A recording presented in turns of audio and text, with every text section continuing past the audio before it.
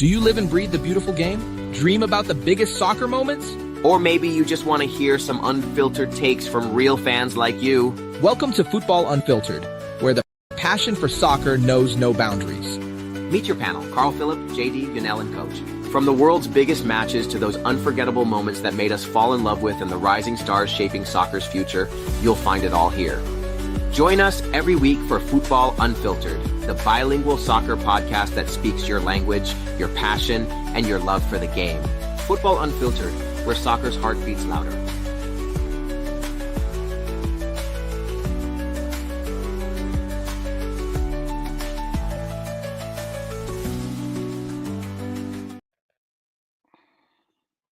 All right, good night, I say good night. Good evening, everyone. Welcome to Fútbol Unfiltered. I'm your host, Carl Phillip. Thanks for being with us tonight. So we have a full panel tonight. We have Alex. He's back from vacation. How are you, Alex? I'm good. So, Alex, where did you go? I went to Dominican Republic. Yeah, good, man. Good. So also we have Ale. Ale, how you doing? I'm doing great, Coach. How are you doing? I'm doing really well, man. I'm doing really well. And lastly, we have a boy from Canada, Martin. Yes, Martin, sir. what's going on, man? Good. How's it going, guys? Good. So Good. we have a packed show tonight. So obviously we got some good topics to discuss. We're gonna start with the MLS suspending both Messi and Jody Alba for the All-Star. Obviously, in the same context, we had Rodrigo De Paul that got introduced to Inter Miami yesterday. Today we had the UEFA Women Final between Spain versus England, which is like a remake from the Women World Cup. And then Lamine Yamal was introduced as the new Barcelona number 10. So we have a fun show tonight. So we can wait to get started. So let's start with the first topic, the MLS suspending Messi for not playing the All-Star game. So I'm gonna start with you, Alex, since you're a young MLS fan. So was it a good move or a bad move for the MLS? Well, that was a horrible move. In my decision, I wouldn't have done that. In my opinion, that was disgraceful. Honestly, because he had to play that game. He didn't have to play it. He really didn't. It was just a friendly, and they banned him from that, and that was horrible. I mean, I don't know why they made that rule, but for no reason, I guess. But it wasn't the best rule being put in to ban Messi from playing in the MLS for a game, and that's I don't know. It's just not a very interesting move, especially in the marketing standpoint as well. Because if you think about it, Messi is the MLS. I mean, this would lower the ticket pricing in the games for them in Inter Miami's future games. So it's a lose-lose. So I honestly don't think this is the best decision for the MLS to make. And a lot of people were looking forward to looking and watching Messi, maybe for the first time, maybe for their just entertainment. And that is not the best rule implemented by the MLS. And I don't think it should still stand, but I mean, it's the rules. You can't change it. And it's just a game, so we don't know. So, Ale, let me ask you a question. So let's kind of looking at on the other side. Was the suspension justified, or Definitely. Yeah, I think I couldn't disagree more with Alex. I think he's missing the entire point here. I think the MLS, from a marketing and visibility standpoint, they had to suspend Messi. The All-Star game showcases, it's a showcase for all MLS sponsors, global audiences. When you have stars like Messi, you ensure higher ratings and ticket sales, right? So you cannot make an exception for Messi. From a fan experience standpoint, people are buying those tickets so they could see Messi perform. And him not being there again hurts the popularity of the game. It hurts the fans, the fan base, and also by not suspending him, it will show a lack of consistency and favoritism for Messi. So I think they did the right thing suspending him, and I think we don't want to start with the idea that okay, because I'm Messi, because I'm Neymar, because I'm a superstar, I can choose not to play in an All-Star game. We saw LeBron James pull that same stunt this year at the NBA All-Star, and I hope that people understand that when you're a fan and you're paying so much money to see those stars play, you expect them to play. So I totally support the MLS's decision to suspend Messi for that reason. So one thing, what's your take on it? As much as I hate to confess that, but I think I agree with Ali on this one. I have to. I'm with him, man. It's from a marketing standpoint, I do understand where the All Star game, where they're coming from. I mean, you need to have the best players to play in the game. Messi, Luis Suarez, and all the other like big name.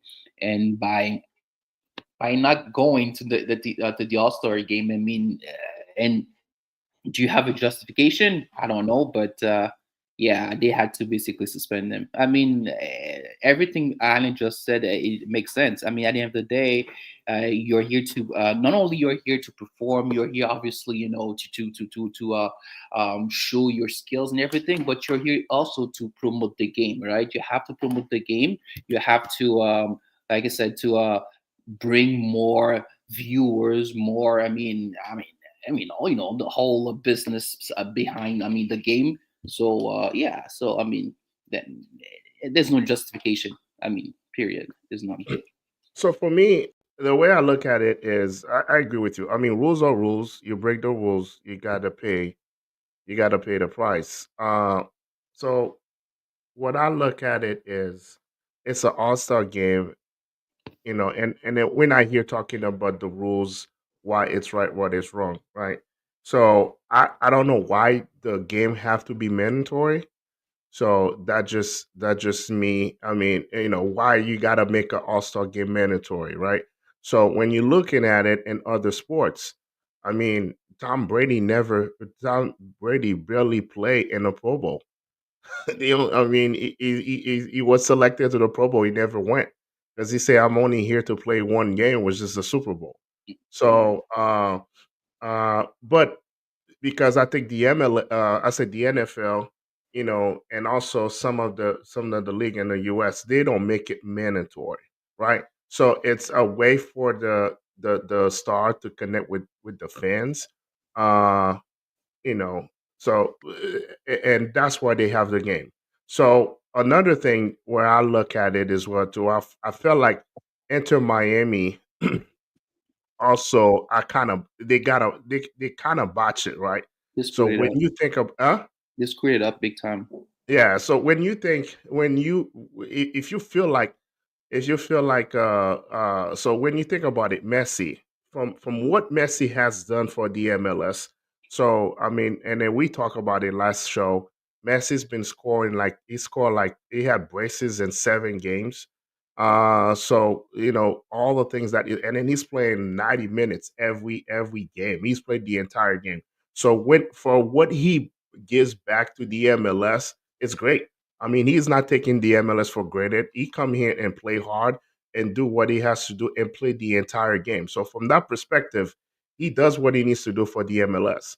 So I believe that if the Inter Miami know that that was a rule and they know that that's what they should pull out Messi in his last game early, and then they can come up with something to say that, hey, we have to watch him. He's been playing a lot of games. I mean, we're talking about Messi. He's 38 years old. He's not a 21-year-old guy. Kind of pull him out and say, hey, we watch him. We got to, so, and then you can use the healthy thing to say that the health standpoint to say that, hey, we have to, because it's no different than have him sit a game for Inter Miami because you try to protect him. So I think if you would have done that, and then knowing that you got the All-Star game coming, and then next week they're gonna start playing that tournament as well too. So you can come up with that, but just pull him out like it's a healthy scratch, and then he just don't show up to the All-Star just because he doesn't want to play it. I feel like for me that was that was poorly managed by Inter Miami, in my opinion. But like I said, I totally support the MLS.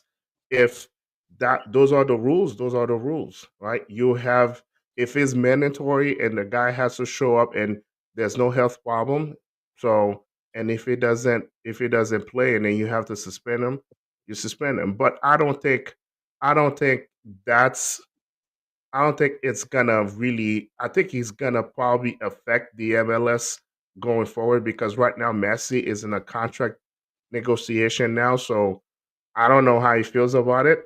I know the president. I know the Yeah, president kind of said that he was very furious about it, but we'll see. We'll see. Only time will tell. yeah. Well, I don't think it's gonna basically make a big deal about it at the end of the day. But I will. We're just gonna add that. I do. Listen, I love Messi a lot, but there's a sense, some type of entitlement. I realize it's what happened here with Inter Miami happens. Well, it was different, but when he was in PSG, we had pretty much a situation was very similar to that situation where he had a contract to go to Saudi. I don't know which country it was, and there were a game. There was a game he was supposed to play. He basically didn't play the game and traveled to go to I don't know which country it was in the Middle East, or because he had a contract there, right? That was one thing. That was a first red flag. When he moved to the MLS, before that, Marte, they knew he had that. That's two different. You can make that comparison. That's two different things. They know that he had the contract. He told him they had to contract. Now the club, because of the result, they get upset and then they say this is what's gonna happen. but So I that don't think it's they two gave. different. That's two I different don't. things. I know maybe he had the they knew that he had a contract, Yeah, but yeah. I don't think they never gave him the authorization to leave the. I mean, to leave the country to go promote whatever he was doing, right? I mean, I don't think it because before you let's say if you have a game on let's say you have a game on Monday, so I don't know. Just like just randomly speaking, like and I don't remember when was the date of the game, but if it was on a Monday, he left on a Sunday, right? But before you leave, you have to you have to notify your team that you okay. You know what? There's a game on Monday. I won't be here because I have basically contract this situation.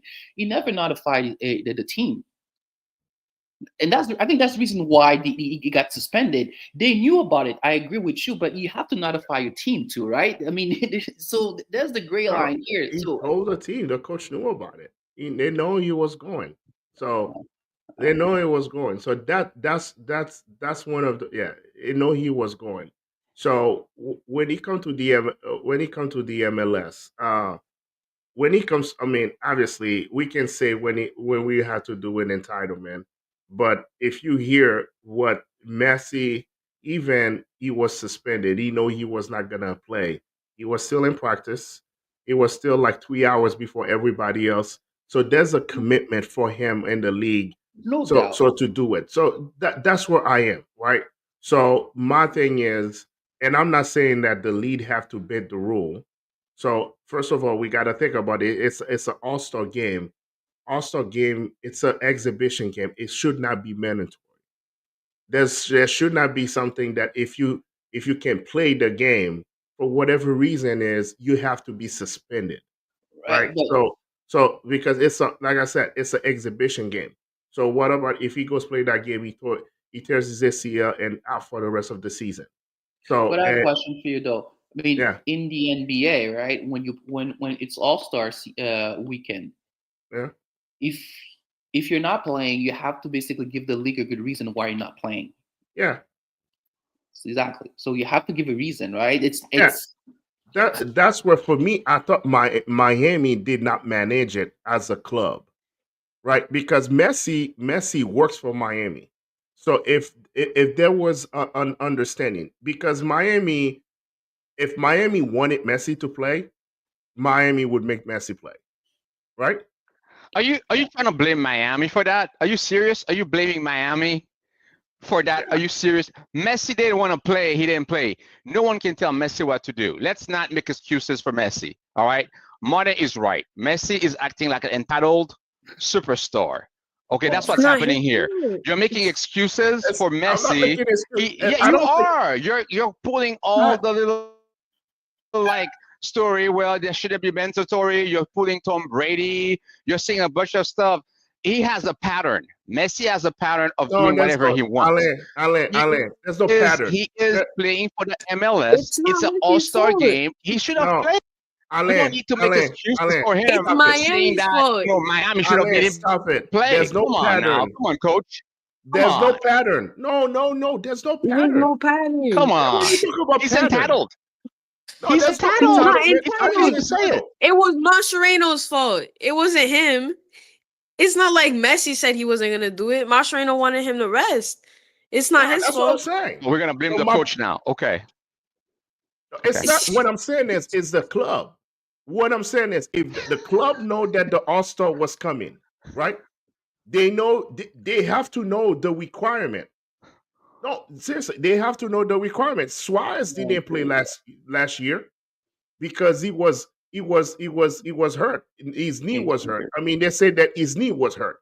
I mean, who knows? I mean, he's still practicing. I mean, Messi was also selected last year. He didn't play because that's where he messed up his ankle in the Copa America final. So what I'm saying is, as a team, if you know that because the last game Inter Miami played before they went to the All-Star, Miami won that game, right? Because they were playing against Red Bulls, New York Red Bulls. So, and the game was.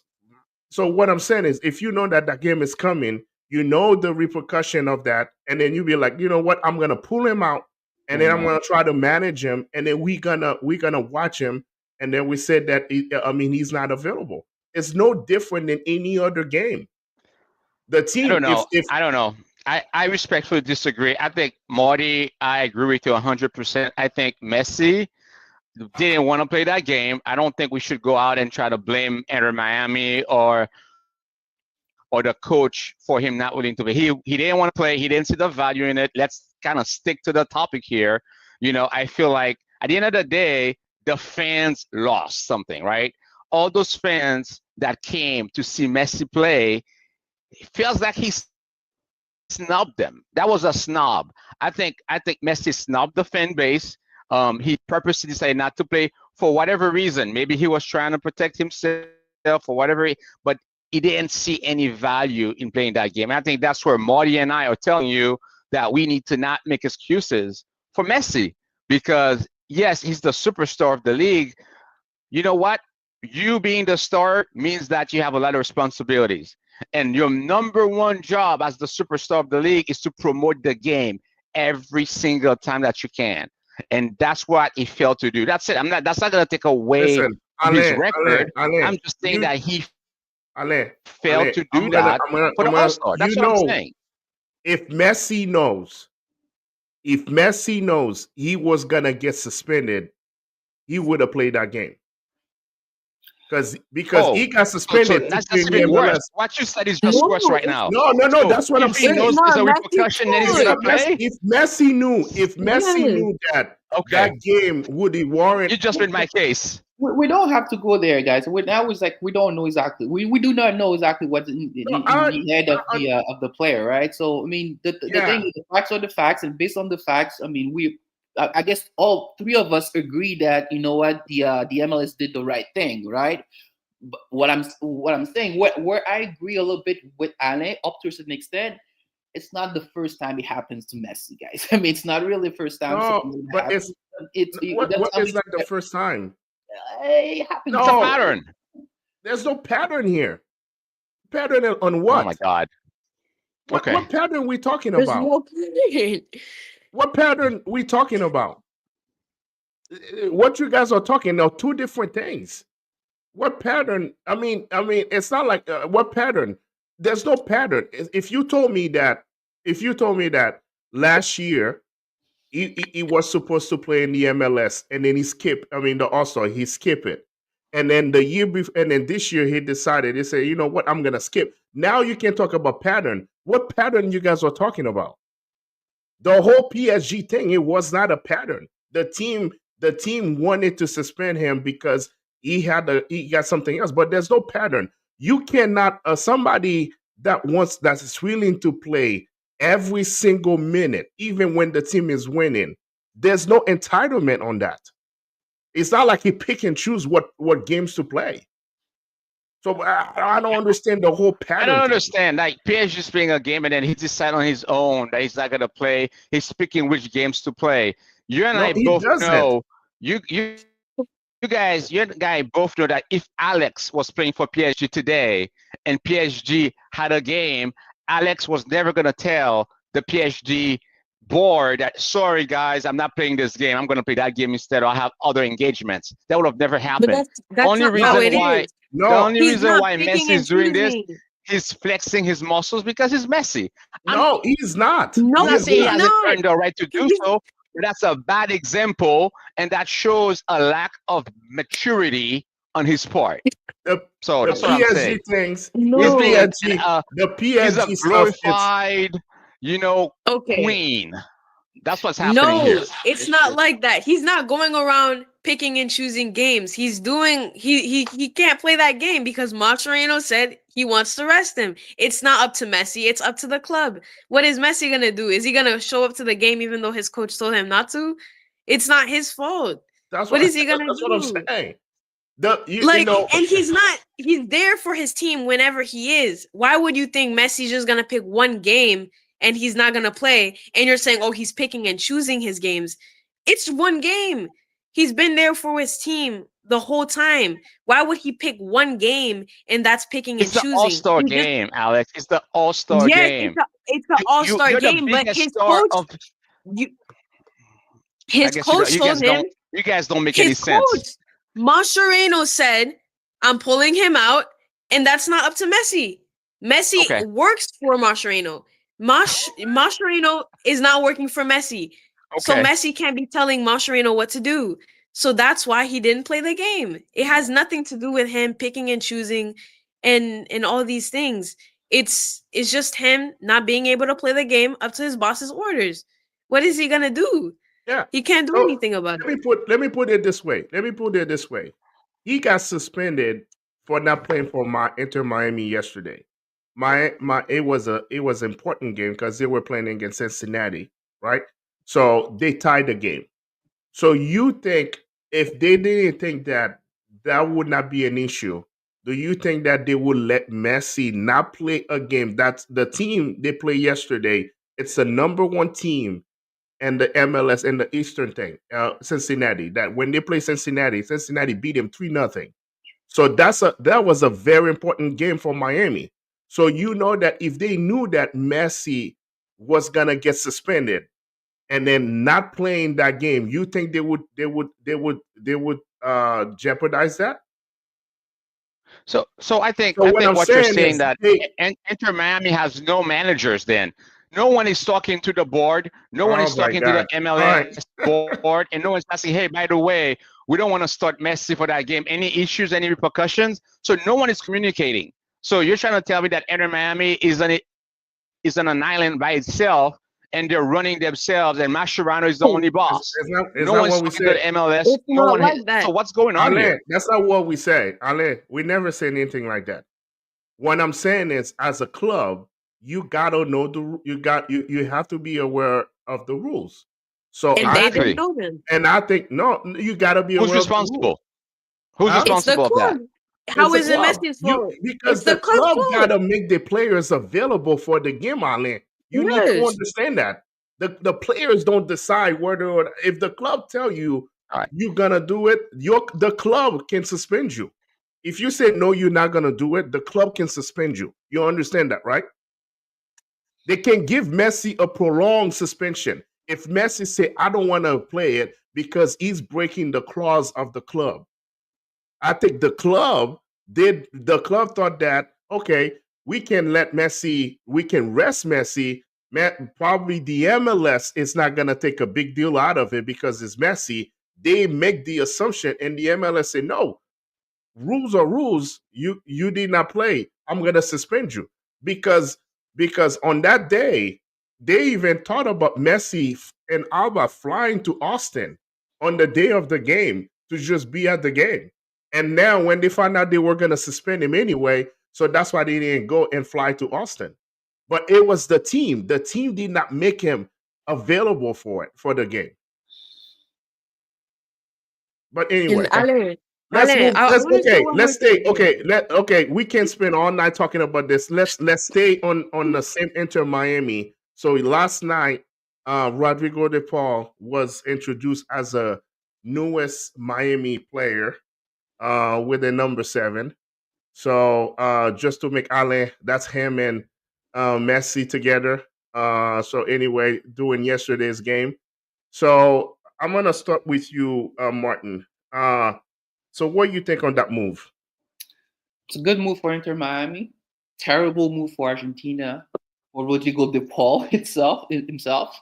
Honestly, I just don't get it. I'm trying to put myself into Rodrigo De Paul's shoes here. You're 31 years old. You are playing.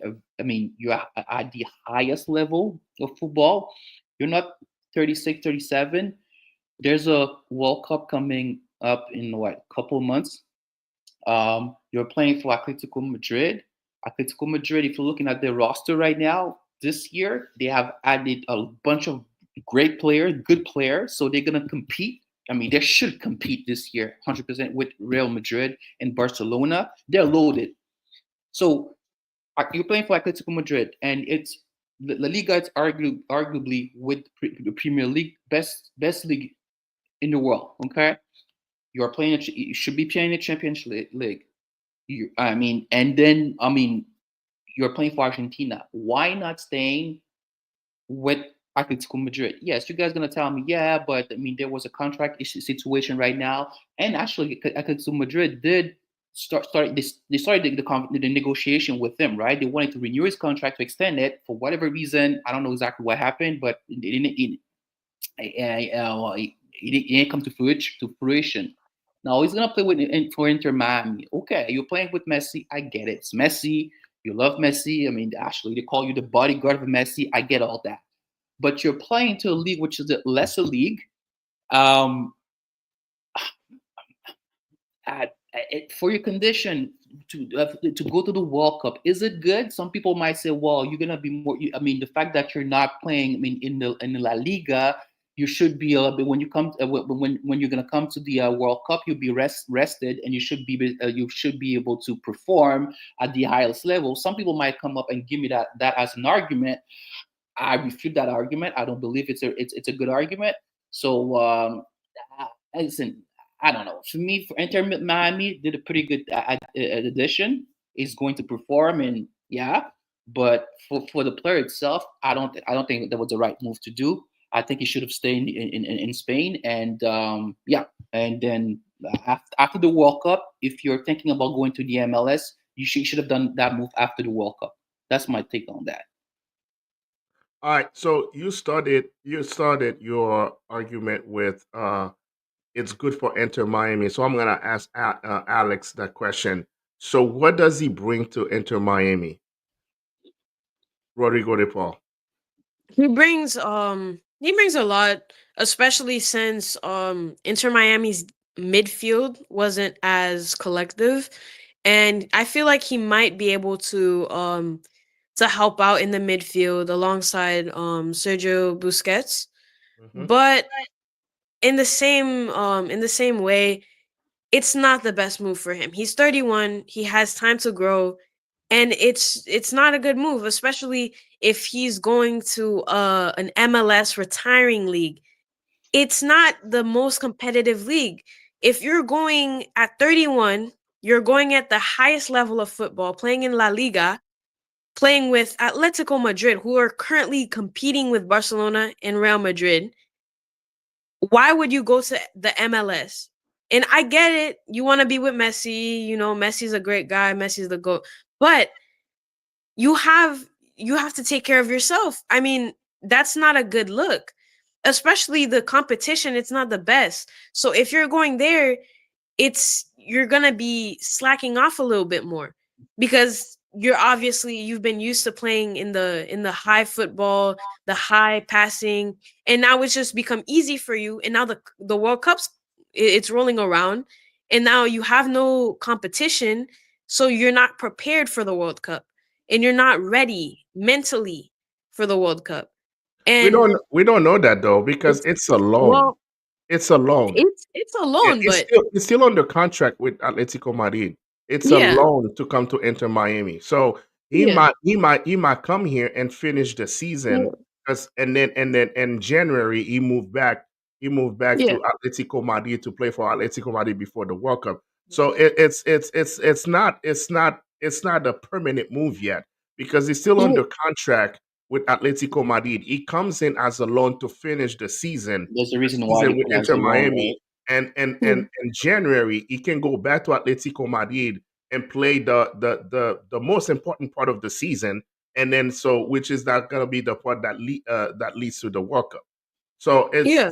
we just got on. It's not. It's it comes here as a loan, but yeah. Yeah. Finish what you were saying. So it's like even if he's still going back, even if he comes back to Atletico Madrid in January, I don't see it as of him getting back with the team. Especially Atletico Madrid this summer, they can make some great moves, and De Paul just doesn't fit in anymore. And that would be the worst case scenario for Rodrigo De Paul. And I'm sure a bunch of teams would be willing next summer to sign him for their team. I mean, he's a world-class midfielder and he has a lot to come. But I just can't imagine him playing for the MLS, and he's getting softer. If I'm not saying he will, but if he gets softer, not many teams will be able to, be willing to take him into their club. So I don't think it was the best decision for the Paul to make in the long run. But right now, he's in a new league. He's with Messi. So maybe he can make something happen with Inter Miami. Ale, what do you think? Is this a good move for the MLS? I think that's a great move. I disagree with Marty and Alex. I think that's a great move. Rodrigo De Paul is a Copa America World Cup winner with Argentina. Okay, he brings leadership and experience to the locker room. Last week we talked about the MLS focusing on people that are at the end of their careers, right? Well, it's a great opportunity now. They're bringing like fresh talents, a young player at the peak of his talent, and then he gets to play with Messi. That's a teammate. So I think that's exactly what the MLS needs. They need the ability to attract young and talented players to this league so the level of soccer could be raised so the league can become more competitive. I understand what Alex and Marty are saying, thinking about the World Cup next year, but I think now from an MLS standpoint, that's exactly what the league needs. And I think you need to make a lot more moves that way so we could see a higher level of soccer.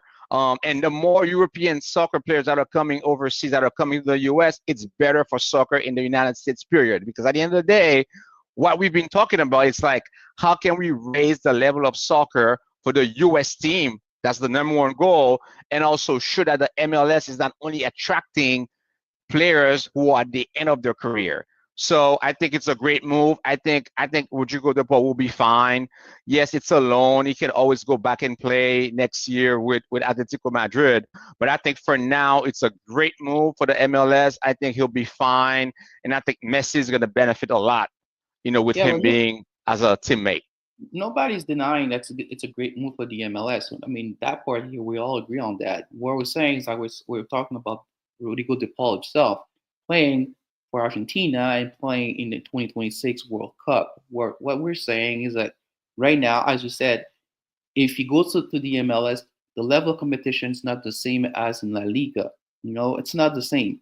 And now we're talking about it's a loan, and you could go back, you could move back to Spain in January.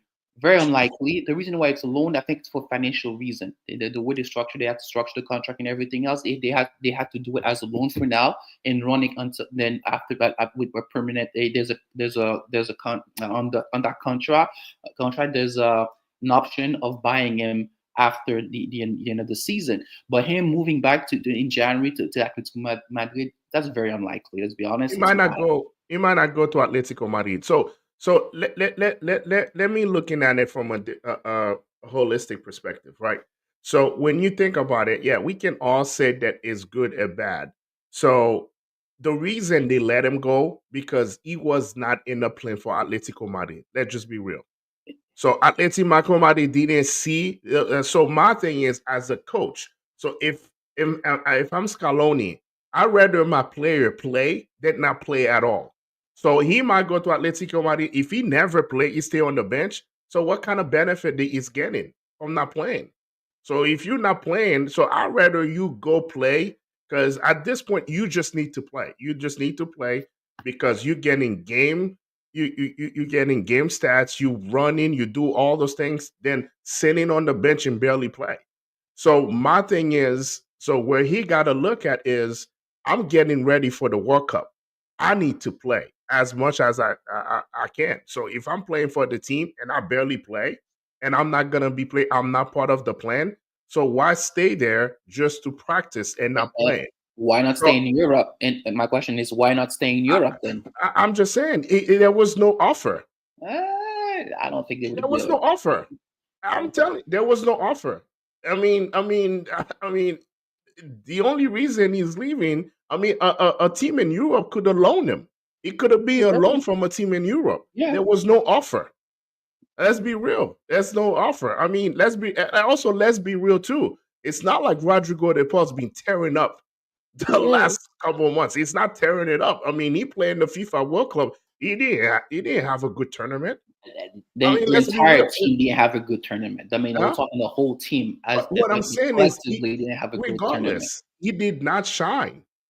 And then when you're looking at last year for Atletico Madrid, Rodrigo De Paul doesn't play the entire game. He always get pulled. Rodrigo De Paul, the only time he plays well is when he played for Argentina. He was not. That's why he was not in the plan, dude. If you have a superstar, you don't let your superstar go. Yeah, and you don't let your superstar go. And also, if the clubs in Europe feel like they needed him, they would go after him. I think there was no offer. That's what happened. There was no offer. Now he gets to go to play in Miami, and he gets to go to play with one of his best friends. That's why he chose to go to Miami. There was no offer. Let's be real. Tell me what team in Europe you heard in the last couple of weeks when they were talking about Rodrigo De Paul going to Miami that showed interest in Rodrigo De Paul. Tell me one team. Do you know why there was no offer for Rodrigo De Paul, coach? Yeah. Do you know why? Because you saw that today. He's sitting with Messi and drinking. You know, I don't know what he's drinking, but he's drinking something. So clearly that's not a guy who wants to play soccer or wants to get ready for the World Cup. He just want to go to Miami and party and enjoy the Miami lifestyle. I wish JD was on the call today because he was to party. You know, Messi say, "Hey, come to Miami, man. We're gonna party. We're gonna bailar. You know, we're gonna do what we do best. We're gonna be drinking, and that's what's been happening." We have pictures. Show the pictures. Show the pictures. I showed the picture. I don't know what they're drinking. What are they drinking? They're drinking mate. They're drinking mate. Oh, you know that? He told you that? What I'm saying is, if I'm a player, and Alex, you know that, right? Because you currently playing. You want to play as much soccer that you can play. Because especially for a tournament like the that's how you're gonna stay, regardless of what the competition is. That's why you have to stay sharp. That's why you have to keep playing. You know, that's why when you see Messi when he played for Inter Miami, that's why he wants to play the entire game. You know, yeah, we can talk about the competition, what it is, but as long as you're playing, you still playing. Because my thing is, I'd rather go somewhere where I know that I'm gonna play 90 minutes than be on your team and I barely play. Because I'm not getting any better when I'm not playing. And so for me, I think Rodrigo De Paul said, this is an opportunity I can go over there for the next 3 or 4 months. I play 90 minutes, and then I think about the next part when I go in January, get ready for the World Cup. Because what you want your player to do is the same thing with Leo Paredes. He went to Boca Junior. He's playing all the time, but he was playing in AS Roma. He wasn't playing. Mhm. So my point is, you gotta have your guys to play all the time. If they're not playing, they're not getting better. They're not playing. If you're not competing, they're not getting better. If you're on the bench, you're not getting better. Yeah, but Paredes, it was different. The Paredes, as you said, I mean, he wasn't playing all the time. But when you're looking at Atletico Madrid last year, when you're looking at the starting lineup roster, Rodrigo De Paul was a starter, right? So he was a starter. Yeah, sometimes you're right. Maybe he didn't play 90 minutes. There's a reason why he didn't play 90 minutes. Atletico Madrid was loaded with talent, so they did a lot of rotation. I mean, Griezmann wasn't playing 90 minutes all the time.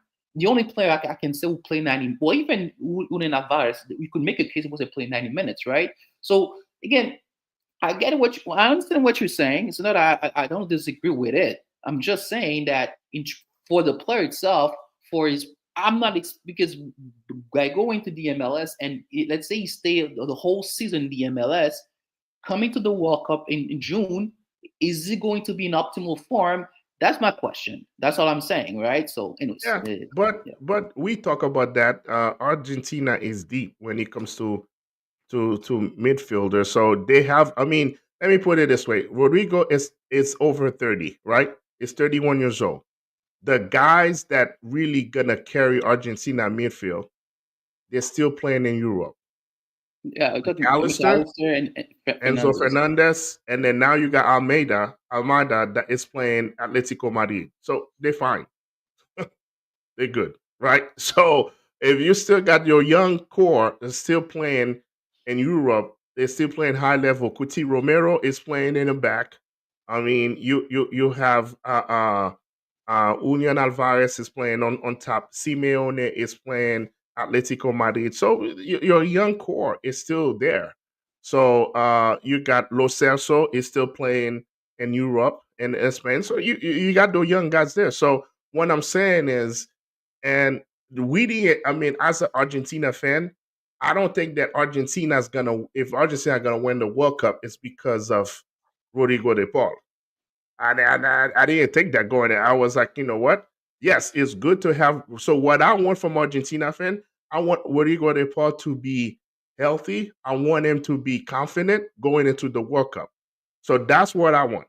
But yes, as a fan, would I want him to keep playing in Spain and Europe? Of course, I want him to play in the best competition. But my point is, the people that I want to be on the top game are Enzo Fernandez, McAllister. McAllister, Lo Celso of the world, Lautaro Martinez, Julian Alvarez. I mean, Ahmad. Those are the guys that, or the young generation. Those guys under 30. Those are the guys who's just gonna keep the team under. Molina still playing in Europe. Those guys that I want. But anyway, we can spend all night talking about that. But I understand what you guys are saying. I agree with you. I think that you always want the player to play in the best competition. But I think Rodrigo De Paul did what he thought was good for him. I think for the MLS, it's a good move for the MLS. I think I'm very interested to see how those guys gonna play, the Alba, the Busquets. I'm interested to see Busquets and Rodrigo De Paul together in the midfield. So I think from as an MLS fan, now that we're watching the MLS more than any before, I think it's good for the MLS, like Alan said. I think that's good for the MLS. I think that uh, people would see good things coming out of it. And I mean, Inter Miami, they have a plan. They wants to win the MLS. And one thing that they're doing is addressing where they feel like they're lacking. And one of the area they were lacking was the midfield. So if they can get a caliber player, a world champion of Copa America champion, to play right away for the team, so I think that's a added benefit for them. So anyway, but good talk. That was good conversation. So today we have a repeat of Women World Cup between Spain and England. So game was 1-1, went to PK, and England prevailed in PK. So did you guys have an opportunity to watch the game at all? I'm Yes. starting with you, Ale. Yeah, yeah. I watched the game. I watched the entire game. It was a nice game. Uh, Spain scored first, beautiful header, and then they missed a lot of opportunities. And then England came back. They keep fighting and fighting and fighting, and then they actually scored. They were able to equalize. Unfortunately, um, penalty kicks are always the hardest like part of the game. It was a beautiful final, but you hate to lose a game that way. But I had a feeling that England was going to win. I was telling my father that the moment that they went to penalty kicks, I knew that England had an edge because they've been winning that way before. I feel like the the the the British were a bit more comfortable and more confident when it came to penalty kicks. I felt like the Spaniards actually missed opportunities a lot. They dominated the game. They had more possession, but they couldn't score. They couldn't finish. And Coach you always says, like, if you're dominating and you cannot score, then you can't win. It doesn't matter how much you possess the ball. So I think it was a beautiful game. It was I a part of me wanted Spain to win, but I think today the better team won, and I think England won, and it was well deserved.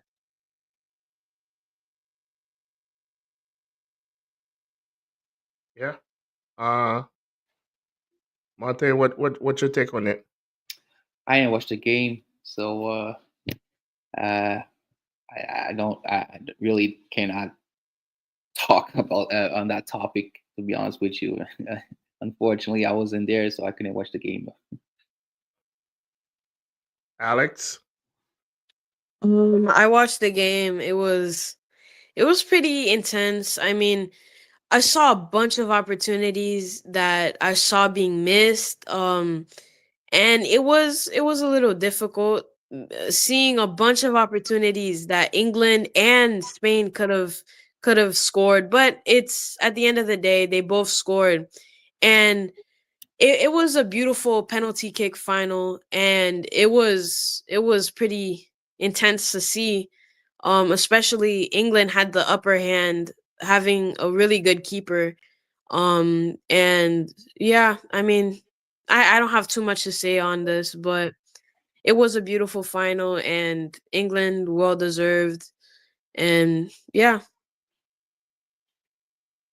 Yeah, I you know, I've I have enjoyed the women, uh, European women, and I think multiple things that I saw with that. I mean, yes, you guys are right. There was some missed opportunities, but that's soccer, right? If you don't take advantage of your opportunities, you get scored on, right?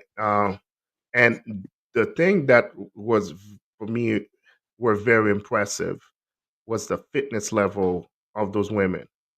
It just like they were very. I mean, you could tell that soccer. Not only from a men perspective, how the fitness is the most important thing, but even the women. I just read today that one of defender bronze, very solid.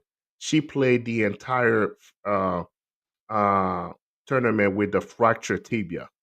So she was hurt the entire tournament, and then I mean, I actually at one part of the game she had to come out because of injury. So to see those women play in that level and also still build very skill. I mean, even Spain, even with 119 minutes, the way those women were playing, it was very, very, very impressive. So. Um, I believe that it was a great tournament they put on the show. Compare, I mean, it's not comical, but it's ironic that there's a Copa America for the women going on right now. Nobody's talking about it, and you know, and then just to show that even the field, the way the stadium those women are playing are subpar, and you see it's night and day with the European Championship that we just watched. So next week, as a matter of fact, next week we want to go more into the America Femenino going on in South America right now, but we'll talk about it next week. But one thing that I felt like, the level of soccer was at the highest level, right? So when you're looking at those women, the way they were playing, I mean, there was one part, especially in the last 5 to 10 minutes, the last 10 minutes of the regulation, these women was putting, I mean, set pieces together. That was beautiful to watch. Like for me, I'm a soccer fan first. I love football. So as long as I'm watching some good football, I'm happy. And those women, they give me a lot of joy, And I saw it when France was playing Germany and Ale last week. We talked about it, and I believe that this championship game today was a beautiful game. So they congratulations to England, well deserved. They never quit, even though when Spain went up. When you're looking at Spain, right, when they went up 1-0, that's how Spain's been winning all the games, 1-0. So you saw Spain went up 1-0. Up, Spain already won the game because that's all they need. They need one goal to just. They just need one goal to win, and to be able to see those women play and came back. They never. They just played the way they defend. Uh, uh, that's a I believe her name is Jess Carter. She played for England. Man, she was solid the entire game. Also But Kelly. huh? Mm. Kelly, she came in as a Yeah, substitute and Kelly. Yeah, Kelly yeah, was a game beautiful changer. cross. Yeah, The Kelly cross was. was perfect down the middle Yeah, for the Kelly was header. a game changer when she came in Yeah. for James. When she came in for James, so she was a game changer. And then she ended up scoring the winning penalty to for England to win the championships. But anyway, for me, I think that was a great soccer, and especially that's one thing for us, the U.S. women. They are the one that also always bring the results for the U.S. so far. And when I saw when I hope those women are looking at what's happening in Europe, especially with Spain and England, and the way they are. So we have for so long we were dominating soccer, but I think that Europe has caught up to us, and and the next World Cup gonna be very interesting for the women, the U.S. women's soccer. So, uh, but I was very impressed with the entire tournament. But anyway, let's go back to Alex's favorite subject. So Barcelona got the new number 10 in Lamine Yamal. So I'm gonna start with Martin first. Yes, Martin, sir. Hmm. what's your take on it? Are we gonna? Is it the numbers gonna be too big for him, or what do you think is gonna happen? I think it's well deserved. It's just have to continue the tradition. I mean, Rivaldo was a number 10 for Barcelona. Messi was number 10 for Barcelona. Lamine Yamal number 10. All three of them, if you look at them, they all start as a winger. I mean, Rivaldo started as a winger. Messi started as a winger. Lamine Yamal started as a winger. Those three were the main man for the team. Um, and based on what he has done, okay, obviously he's been there for like a year, 2 years maybe, but based on that, and you can see the kids has potential. Is a real deal. I mean, let's be honest, is the real deal. If hopefully nothing happens to him, but if he doesn't get injured, something like that, I think he's the future. He's supposed to have a very solid career. So there's no reason why he shouldn't. I mean, he shouldn't have it. There's no reason why he shouldn't have the number 10. Is it going it does come with expectation, but not only that is a real deal, like I said, he's well surrounded. I mean, the pieces around him are very good, and he performed every game. So yeah, I mean, who else could have? I mean, if you're looking around, who else could have got that number 10? Maybe you can make a case for Pedri, but is Pedri the main man of Barcelona? I don't think so. It's Lamine Yamal. So, like I said, well deserved. Alex? So, I just have to say he is the perfect fit for the number 10. I mean, the moment he came in 2 seasons ago, ripped up the pitch, doing everything for Barcelona, helping out, and he's just been the Barcelona. He's been, I would like to say, the main man for Barca, and well, especially last season. And he's been tearing it up in Barca, beating Real Madrid, and he's been great. And I have to say, a lot of people are worried about the pressure, but we've seen Lamine Yamal. He does great under pressure. He does great under pressure. And he can control his temper in different scenarios, which makes me think that this number 10, he deserves this. He's been the best player for Barcelona, and maybe even in Europe, but he's been doing great for Barca, and I think this is the best gift he can get from Barca. And especially him wearing that number from the likes of Leo Messi, Maradona, Ronaldinho, and he's the perfect fit. He might be the next one of them.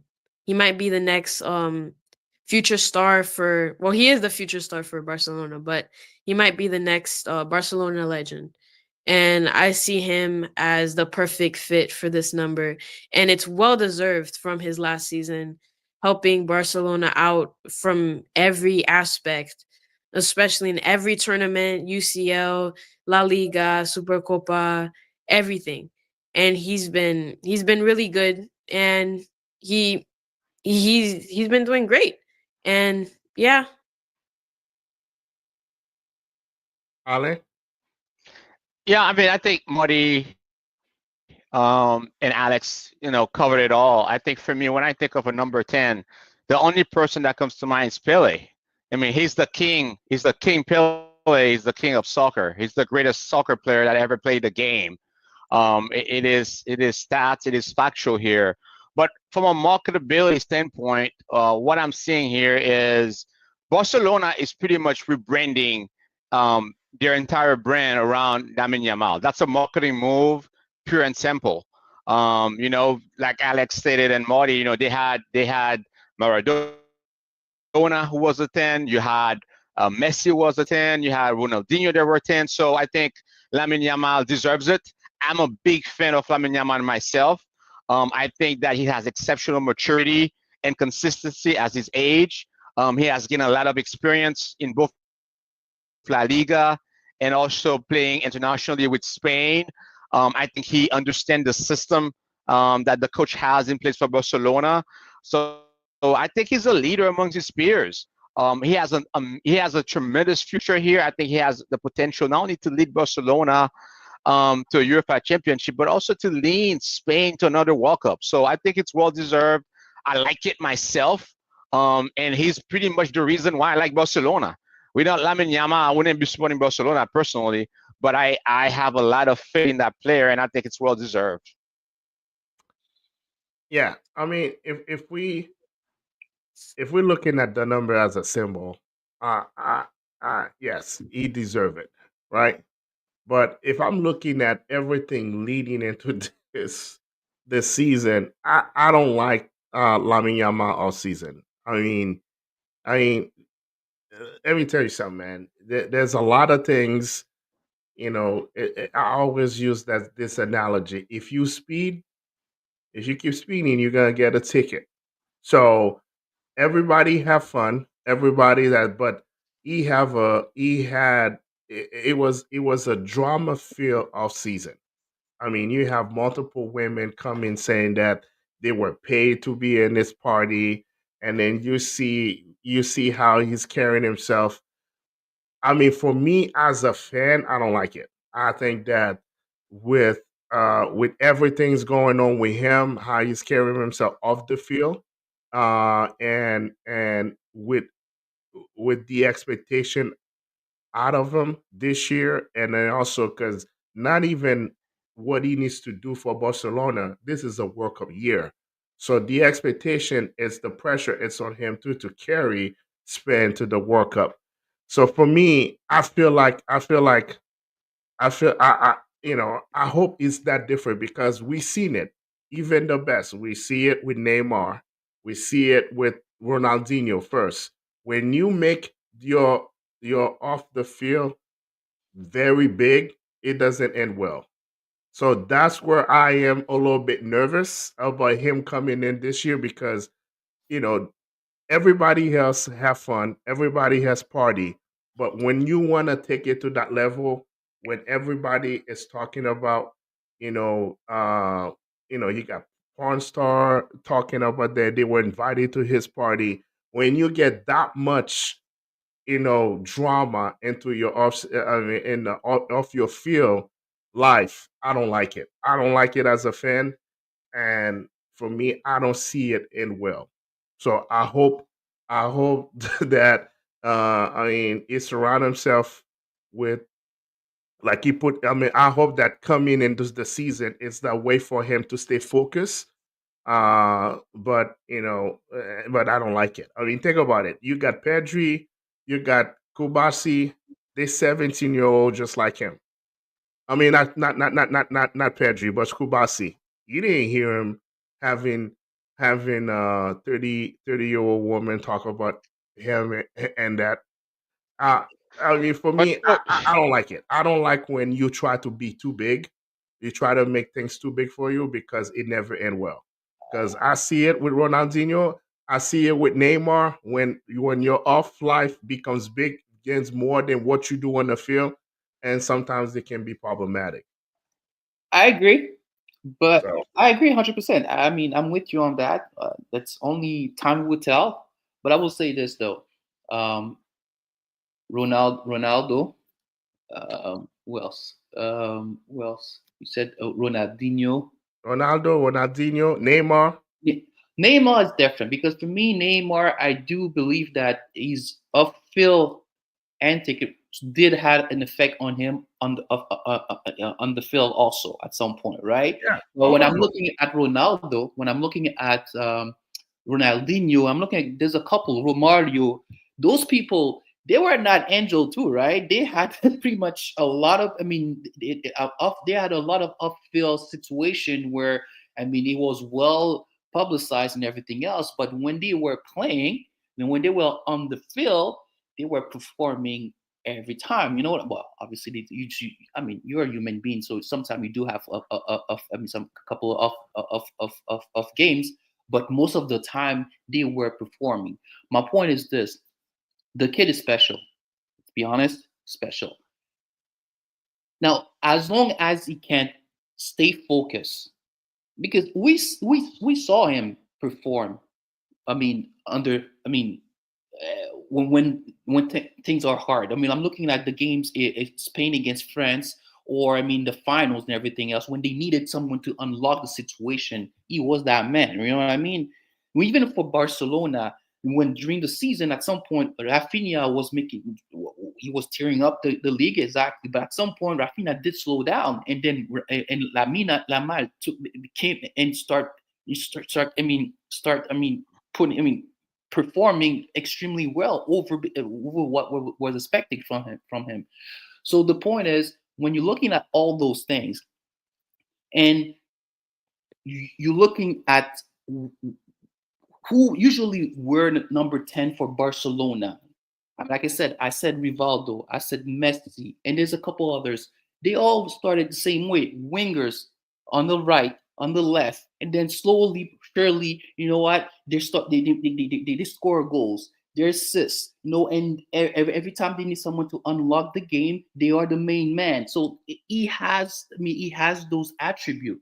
So therefore, if you have to give a number 10, if you were to tell me, listen, they could have wait until they give him the one number 10, give him a couple of years, like maybe next year, or basically 2027 before you give him the number 10. Maybe it was too soon to give him the number 10. This I will say, okay, maybe you might have a point. But if they have to give someone number 10 right now in Barcelona, he had to be Lamine Yamal. No, listen. I mean, I'm not saying that he doesn't deserve to be the number 10, right? I'm not. it has nothing to do with whether or not his game doesn't deserve him to be a number 10. I'm just worried about his mental. I mean, it's totally different. Last year, when you're looking at Barcelona, you were not, as a coach, you were not game planning for Lamine Yamal, right? I mean, you were not doing that. And even in Spain, when Spain won the work, the European thing, they were not game planning against Lamine Yamal. So it's different now. Now, when team playing you, they're gonna have the defensive scheme to defend you.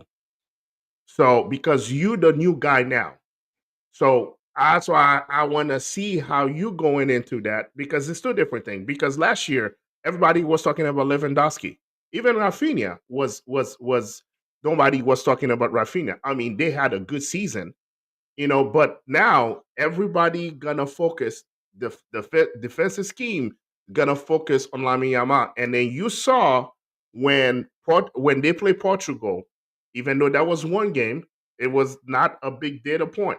It was one game when they said that we're gonna focus on him. It did not end well. It did not end well. He had a terrible game. So what I'm saying is now you become the focal point. Listen, we're not arguing his talent. I mean, the kid is very talented. But now when you the man, when everybody's gonna put their defensive scheme to defend you, it's a different ball game. It's a different ball game. Oh, we're And agreed. and for me, when I see you going into the season and then you're not focusing a lot on how to get so much better on the field, all I'm seeing out of you, it's all your off the field thing.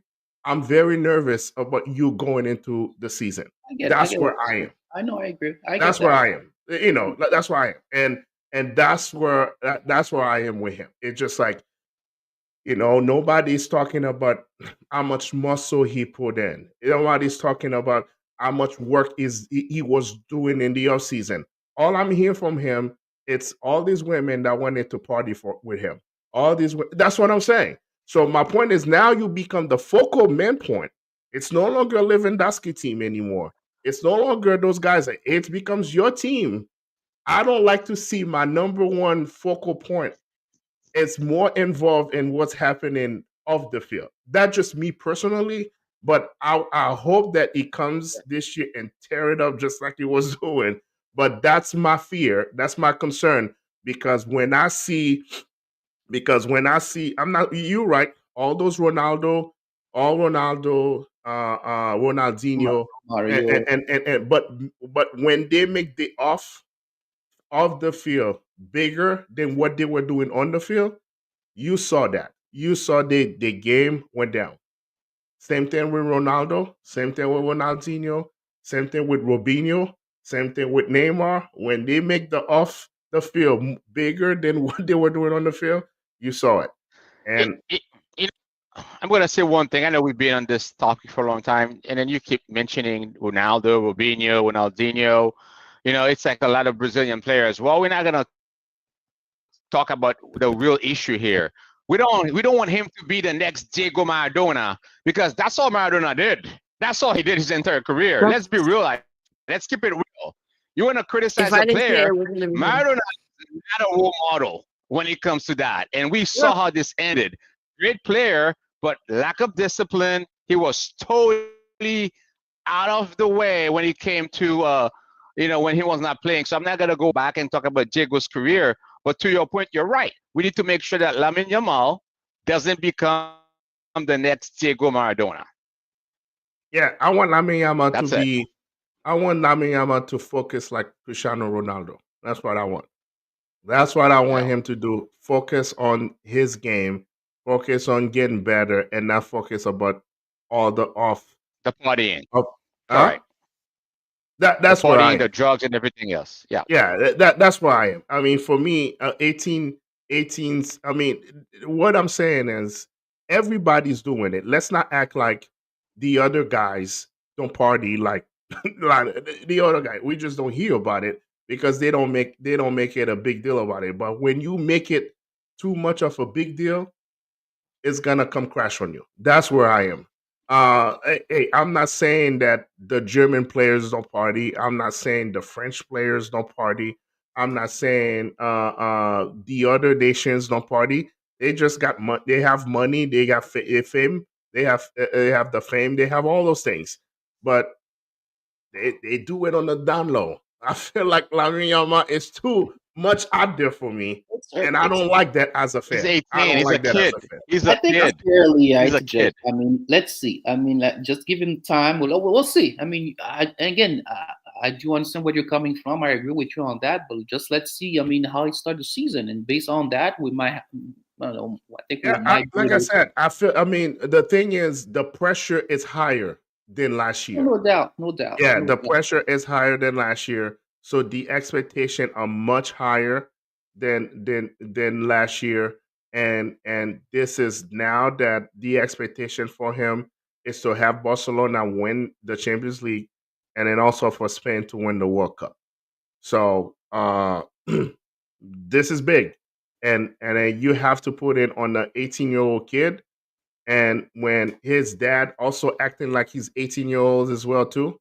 So for me, it's a recipe for disaster, man. I just hope I'm wrong. I just hope I'm wrong, Cut, but cut it him some just slack, man. He'll be all right. He'll be I okay. just He'll be I okay. just hope I'm wrong, man.